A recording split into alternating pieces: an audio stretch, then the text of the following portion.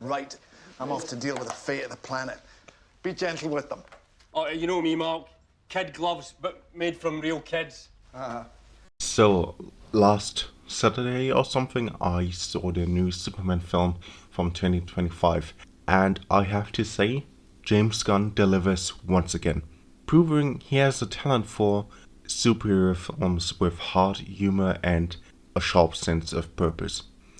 Superman 25 is not just a soft reboot of the character and the DCEU, it's also like a thematic course correction after Man of Steel that I personally didn't like.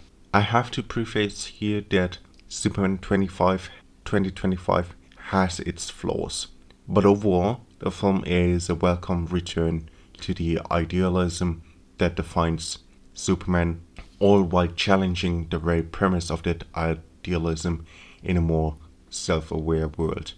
At its core, the film quietly but powerfully poses the question, does the world still need the man of tomorrow? And while the film never states the answer outright, its narrative arc makes it abundantly clear, yes, we do need the man of tomorrow, now more than ever. What makes Superman 25 is so good and stand out, it's the decision to interrogate Superman's motivation. It doesn't assume audience will accept Kal-El's or Clark Kent's goodness at face value. And if you look at the online discourse around this movie and certain spaces, it seems like there is an audience that has this problem too with taking the goodness of Clark Kent at face value. And what the film does, it puts that virtue under pressure. The story unfolds around humanity's suspicion, confusion, and even resentment towards a figure who chooses to do good just because he can. That simple act in today's morally grey landscape is portrayed as almost alien, and that's kind of the point. Gunn also introduces a surprisingly grounded geopolitical layer to the whole film story. He questions the unchecked influence of metahumans, particularly their ability to intervene in every kind of international conflict without any government oversight. And it's an intriguing thread that echoes real world anxieties, but I feel like it stops just short of offering a clean answer, perhaps intentionally. There is a sort of answer in the film with Lex Luthor's Planet Watch initiative, which is introduced as a response, but given that Luthor is the film's antagonist, it kind of complicates the message rather than resolves it. Now, to be fair, this is a topic that even decades of DC comics have struggled to tackle decisively in the comics, so it would be hard to answer in the film too.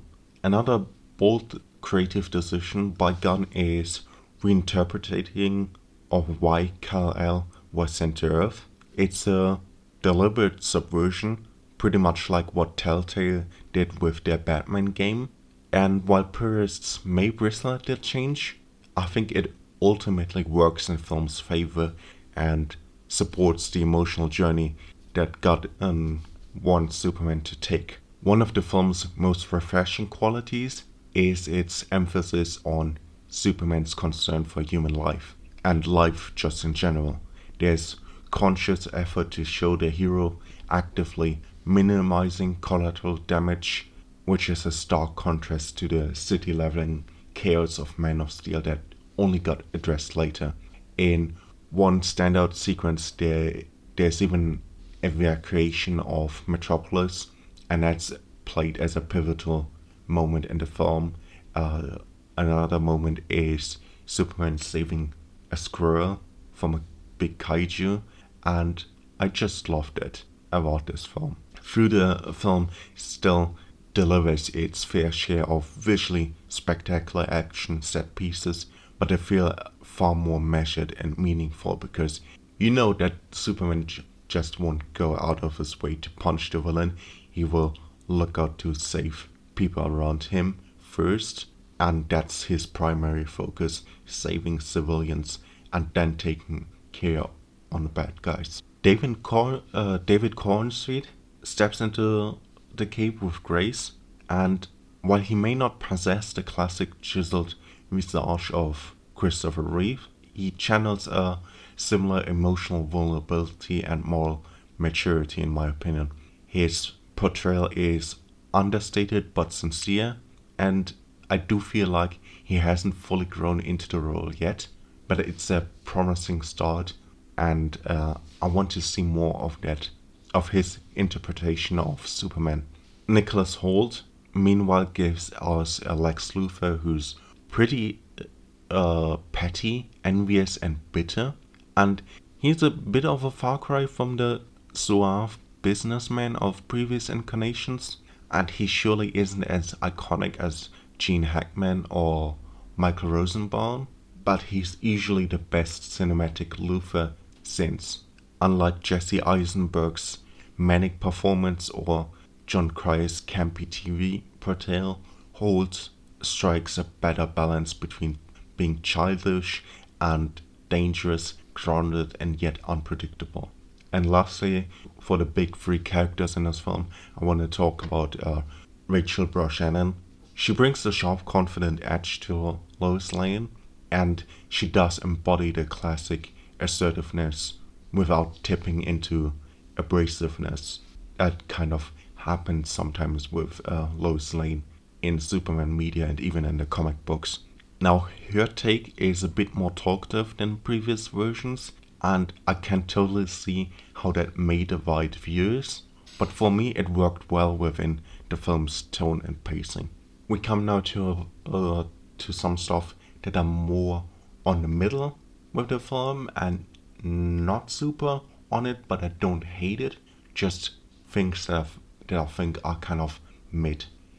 It's a long movie and it has a proto Justice League in it, and you might expect a meaningful ensemble moment, but you may walk away disappointed. Much like Black Adam's Justice Society, Mr.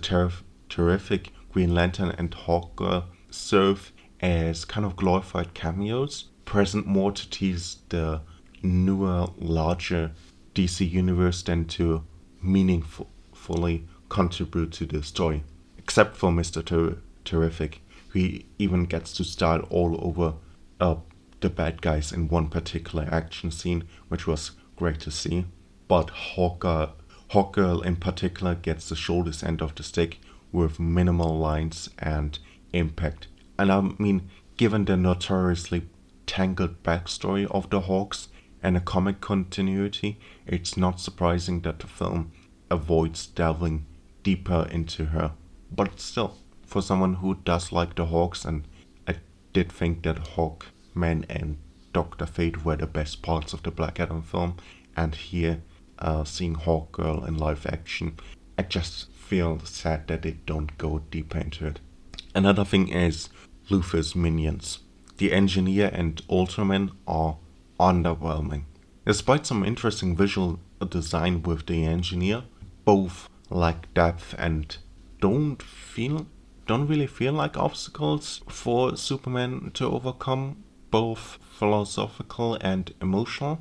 And they come across as a little bit of filler antagonist. But given that we have such a focus on Superman and Lex Luthor, and it's a very long movie with already a lot in it, I can understand that some parts just don't get explored as much. And now we come to the last part of this video, stuff that I really kind of dislike, and let's talk about it. Where Superman 2025 stumbles is in its delivery. The film too often underestimates its audience, in my opinion, opting to spell out its themes with the subtlety of a sledgehammer. There are some scenes where characters just straight up deliver dialogue that feels more like a monologue as manifesto, and it kind of pulled me out as a viewer from the narrative. And I mean, exposition does have its place. Still, Gunn occasionally overuses it and uses their characters as author tracks, especially in a film that otherwise allows its visuals and performances to speak the volumes, you know? And then there's Crypto.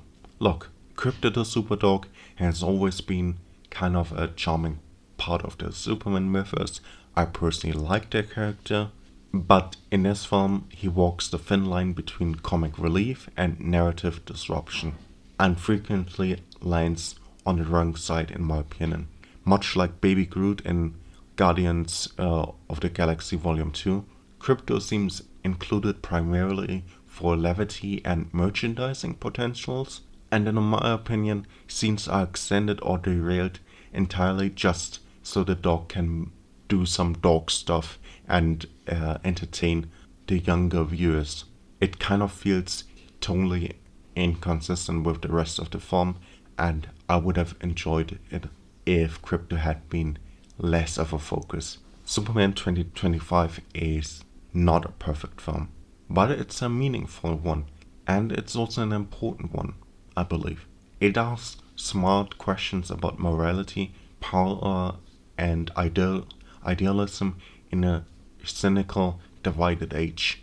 It's very often emotionally sincere, occasionally heavy-handed, and sometimes undercut by missteps like Crypto or shallow villains. But what it gets right so good.